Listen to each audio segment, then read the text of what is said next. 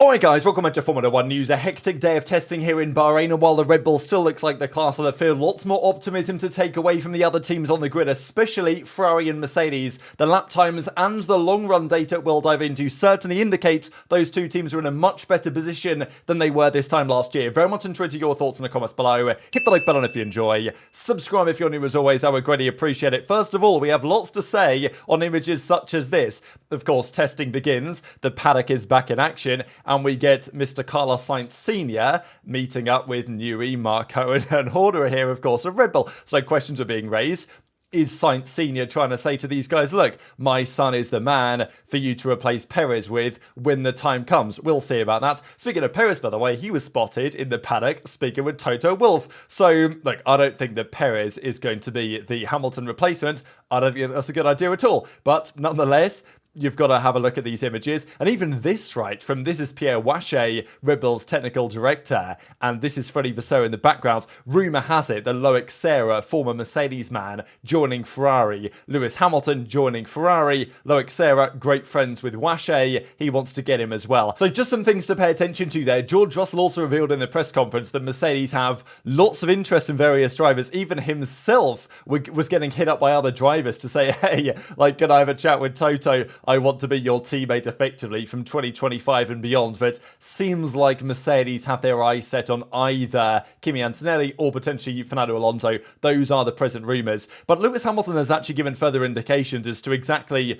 what forced him out of the team in some respects. We know that at the start of last season, he'd obviously made his thoughts known on the car during 2022, as did Loic Serra. Let's not forget as well, the man that is also going to Ferrari with Hamilton for 2025. Apparently both Hamilton and Serra disagreed big time on the way Mercedes are approaching this set of regulations, and this is apparently going to be in the Drive to Survive episode coming soon, but this is a quote that says, I remember that they said, we know what we're doing, you're wrong about this. That was certainly an interesting moment. Then we got into the season, we spoke again, and they said, oh, maybe you're right. So the indication is really that Hamilton felt that Mercedes had got somewhat arrogant, you know, he and his team, maybe Serra and others, had put their point across to say, look, we think we're going the wrong direction. They doubled down for 2023 and it didn't work out, and I imagine that was, well, he called it an interesting moment. I imagine that it might have been in hindsight quite a pivotal moment, and to be fair, based on the evidence of today, Ferrari look like they have the better machine. But of course it is only testing, difficult to read into it. This is funny as well today. So Hamilton was spotted taking pictures of the Mercedes W15, and people were of course joking around that maybe he's sending them straight to Freddie Vasseur and the Ferrari boys, of course, because, you know, it won't be that much longer really when Hamilton is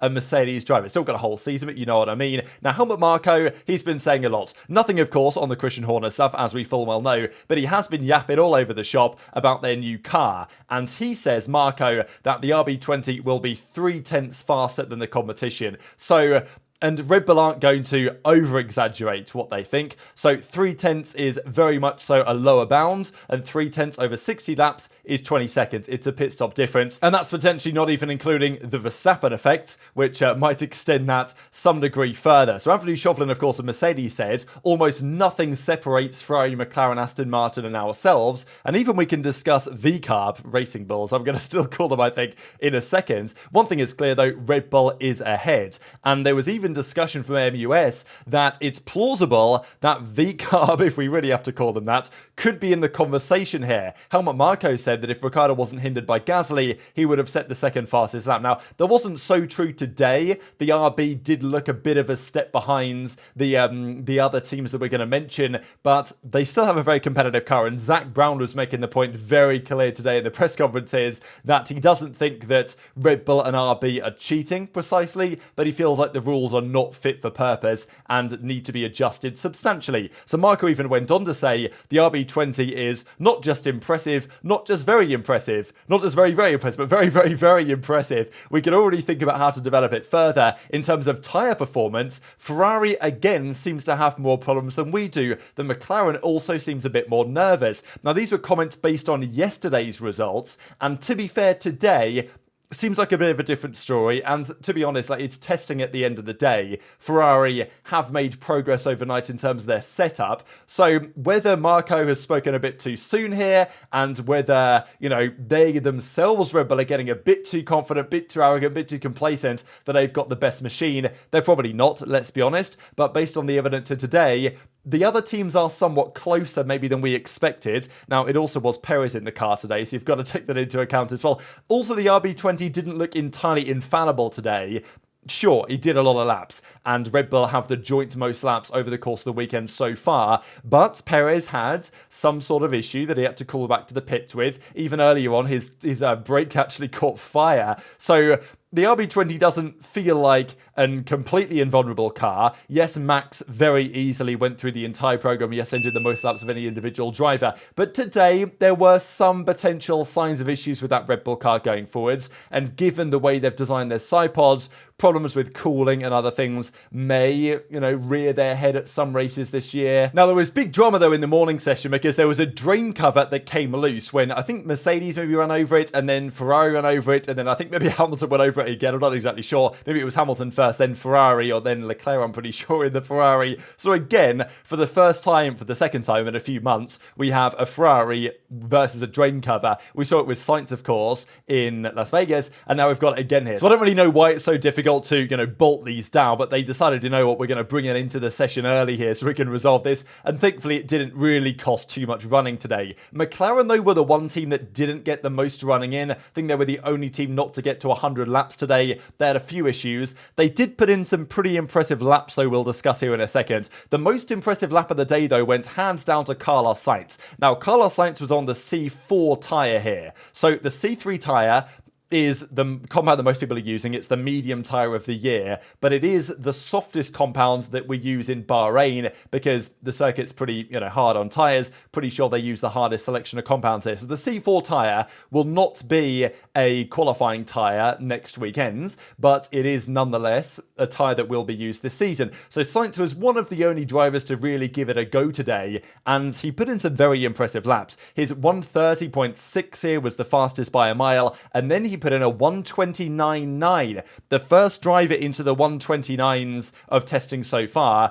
This, I think, by a mile would have been the fastest time of last year's testing because last year's pole time of Verstappen was only a 1:29.7. So that shows where we are. Now, to be fair, that was on the C3 time. I'm pretty sure last year for Verstappen, this is on the C4. So there is a bit of a delta there, but it's worth considering that already on day 2 of testing, the Ferrari is looking pretty solid. So this was Sainz putting together some great laps here, and he ended up about 7 tenths or so ahead of where Red Bull ended the day with Sergio Perez, we'll discuss in a second. So Ferrari looking good over 1 lap, but as I've said to you guys yesterday, and I'll say it again tomorrow, I imagine, the 1 lap pace is somewhat less important in terms of the competitiveness of the season compared to the race pace. And although it's difficult to read into anything, at least you know when they're doing fast laps, they're on low fuel pretty much. But when the long runs are happening, you never really fully know. What we do know, however, is that the Mercedes was also looking pretty good. Now, in Hamilton's hands in the morning, seemed to be a bit of a nightmare, really. It wasn't looking particularly dialed in. But in the afternoon, it's no doubt that this year's Mercedes looks substantially better. Last year and the year before,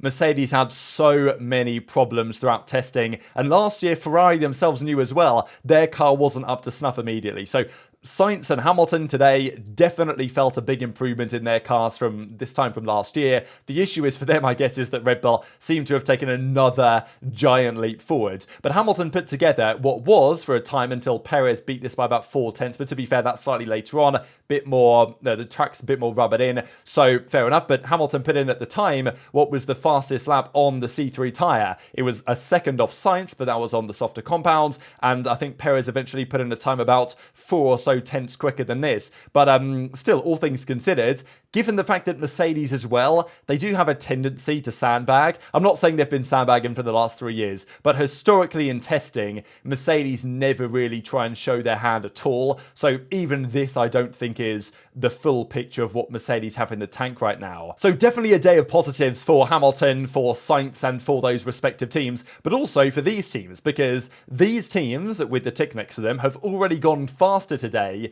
than last year's qualifying time that they did. So even McLaren, the time that Norris did today was 4 tenths faster than his qualifying time from last year. So, and let's be real, right? The McLaren was an absolute dog in the first few races of last season, so that maybe isn't massively impressive. But, you know, Ferrari and this year's RB, the AlphaTauri from last year, was quicker as well. So Mercedes are a bit off, Red Bull are still a second behind, but, you know, and Haas are testing the tyres, but they're also completely shambolic as far as I'm concerned. Now, Charles Leclerc has given his thoughts on the Ferrari, and there's just so much optimism, and for good reason, right? And honestly, you look at the results of today and you wonder whether Hamilton's made the right decision going to Ferrari. I think there's a lot of evidence to say that maybe he has done, especially given what he said earlier on in the video that we discussed, that Mercedes haven't necessarily taken his word as gospel that maybe he would have liked, especially because he was right, let's be honest, about the problems with that concept design. As Charles says, in terms of drivability, the car is a lot better compared to last year. Last year, after the test, it was very difficult to push in a direction because we didn't know what the car is doing. This year, the car is not like this. Much better starting point. However, my initial feeling is that Red Bull are quite a bit ahead. And this is the problem. Last year's Ferrari was a race-winning car, and it was a nightmare, really, especially at the start of the season. Both the W15 and the SF24 are clearly starting in a much better position than their counterparts were last year. The problem is they've given Red Bull another year to go ahead, and that seems to be what they've done. Anthony Davidson, of course, simulator driver for Mercedes, said the following on the comms: the car pivots really well. He can, meaning Hamilton, get on the power really aggressively. A really different car to last year and how it behaves. It's pretty much there from where he wants it. It's good in the slow speed. It's got the direction change it needs. So clearly a big step forward here for Mercedes. But as Russell actually said, the Mercedes as a base concept is good. If they could have delivered a car like this, with this type of idea around it, back in 2022, we'd have had some banger championship fights. But as Russell says, they've got the platform, it seems now. They've got maybe the suspension and the mechanical setup, because also with the Mercedes, they are able to run this car really low to the ground. Like you see it, Hamilton sparking all over the place. I think that's a deliberate move from Mercedes to see, all right, if we run this car as low as we can really get away with, does the suspension hold up? Does it porpoise? Does that have any issues? And it doesn't really. It seems compliant in those conditions, but it's not necessarily got the downforce that Red Bull have. Red Bull have that, and now they're adding the downforce. And as Russell says, the car feels nice, but you're not quite on the pace, so we just need more downforce on the car, which is a better problem to have than have the actual platform itself be a disaster, which it has kind of been for the last couple of years, but it's nonetheless not ideal because it means that you're still some way behind Red Bull. But in terms of a car that they've got at testing and what they can do with it over the course of the season, presumably there should be a lot of reason for optimism. The issue, of course, is that Red Bull are quite the way ahead. Michael Schmidt from AMUS has been speaking with people in the paddock, and of course everyone knows that Red Bull is ahead. Mercedes engineers, though, say they're a second ahead, which seems a bit much, to be honest, but I don't know. Helmut Marko says 3 tenths. Mercedes say a second, which would be, I mean, that'd be quite something, wouldn't it? Which you'd basically be lapping the fields, and let's say Austria or something, you'd be lapping the fields every single race. I don't know about that.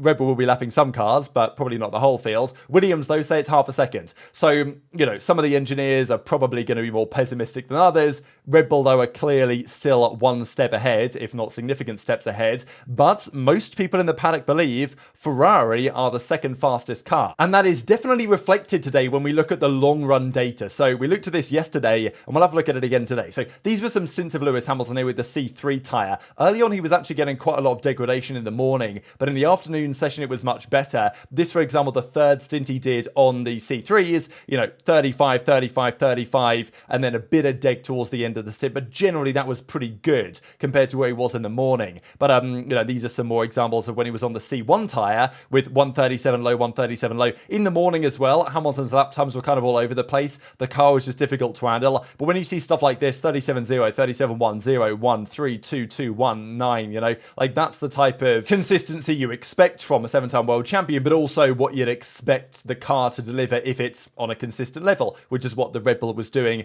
the day prior. These, though, are Sainz's lap times on the C1. So we saw there, Hamilton was doing 137s, 136s.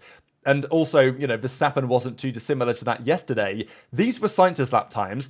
We don't know engine modes. We don't know fuel loads and stuff like this. But this was very, very impressive, I thought, for Ferrari, because we know their tyre degradation has been a problem previously. And here he is on the hardest compound. 135 mid, 4, 5, 2, 3, 1, 2. You know, this is really consistent. And, okay, bit of degradation maybe towards the end of the set before the in-lap, but that's a pretty impressive stint there from Carlos Sainz. And if you look at the numbers as of today, he was the fastest man on track in terms of the long run data with the C1. So we saw Hamilton's numbers a second ago, 136s, 137 low. That was pretty similar to what Perez was doing today. 137 low, 136 high. Bottas was doing 136 mid. Sargent was doing 137 low, stuff like that. Sainz, 135 mid. So look, Verstappen was obviously much faster than Perez yesterday, which is probably what you might expect, but still goes to show that this Ferrari not just has the one lap pace, but it also has the race pace, at least based on the evidence we're seeing today.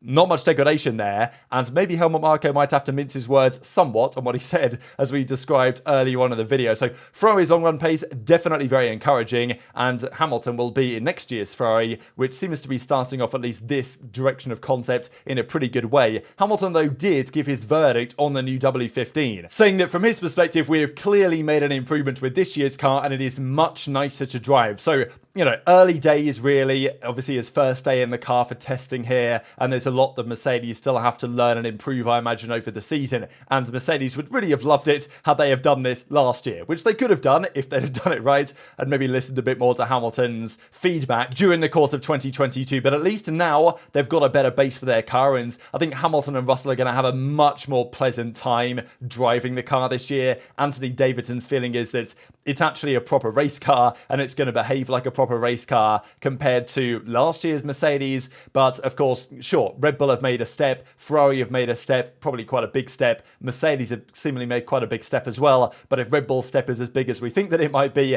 then it's not really going to matter that much in the end of the day. But still, lots of optimism coming out of today's test. Of course, we have to mention McLaren as well. Will Buxton's latest kind of analysis on this is that, yeah, Haas are the slowest, Williams, Sauber, Alpine, RB, Aston Martin, then he's got Mercedes 4th. Yesterday he had Mercedes 6th. So there's a bit of a debate as to where McLaren will be, but they didn't do quite as many laps today as we might have expected. But yeah, pretty much unanimously, Red Bull are still number one. These were the overall sector rankings, of course. We mentioned Carlos Sainz's time all on the C4 tyre. Red Bull's lap time over Sergio Perez was on the C3 tyre. And in most sectors, the Red Bull has still a bit of an edge, especially that middle sector on the Mercedes. The final sector, though, was pretty good for the Mercedes. And, well, the RB as well. Still today, the 5th fastest lap time. So that car is competitive. There's no doubt about it. And the closer they get to McLaren, the more fuming Zach Brown is going to get by the day. But very much intrigued to your thoughts on all this stuff in the comment section below. I think we're just on the verge as well of 40,000 subscribers. So that's come up really quickly. Thanks all so much for your support over the last few weeks.